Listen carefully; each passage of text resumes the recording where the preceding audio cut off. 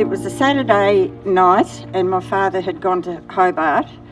My mother and I were sitting inside watching television and we heard this terrible screaming and we raced outside, and it was little Toby was running around in circles, screaming, rolling on the ground, convulsing.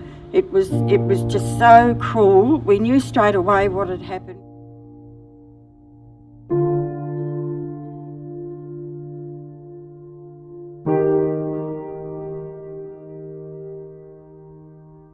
This is a man-made, synthesised version, hundreds of thousands of times more powerful. Indiscriminate because it kills thousands of native species, including critically endangered animals, at risk from total extinction.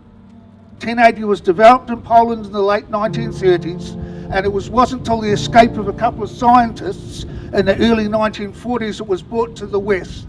And it was developed by the chemical warfare arms of both Britain and the United States. It was here in Hobart that a leading figure said, well, look, if we want to control rodent pests, then maybe we start looking at the World War II chemicals for that answer. The previous Labor Green government promised to stop the use of 1080 for native animals by 2014. Since the Liberals have come in, the use of 1080 has increased. It's gone from around 1 kilogram every year to some years it's 2.5 kilograms, and that's not an accident. We have destroyed habitat.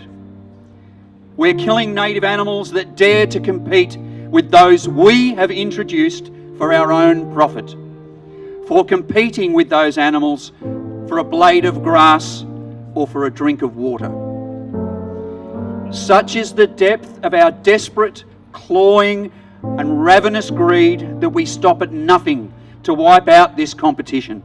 And so we introduced poisons. Because in our own self-serving interests, we've come to view these others with hate, naming them pests and vermin.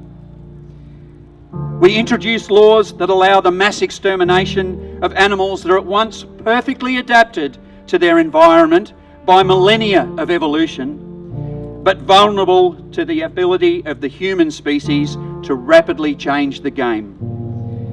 Such is the situation surrounding the use of 1080 poison in Tasmania and all of Australia.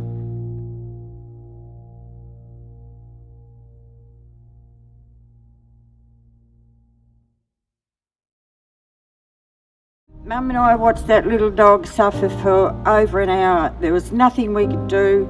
We didn't have a car to get him anywhere, and we knew that whatever was done, that little dog would die. He was running through the house screaming. We couldn't catch him. We couldn't do anything. We just had to stand there and watch the pain and agony that he went through. And I've nursed patients over the years that have died a horrible death, but nothing I have seen compares to what that little dog went through. I have never forgotten that scene, and I will never ever forget it.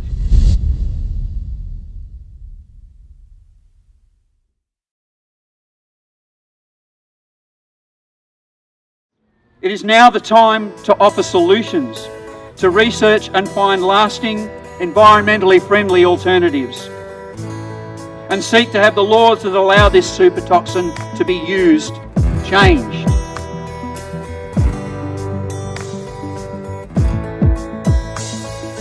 Chewy's tears roll down as he watches her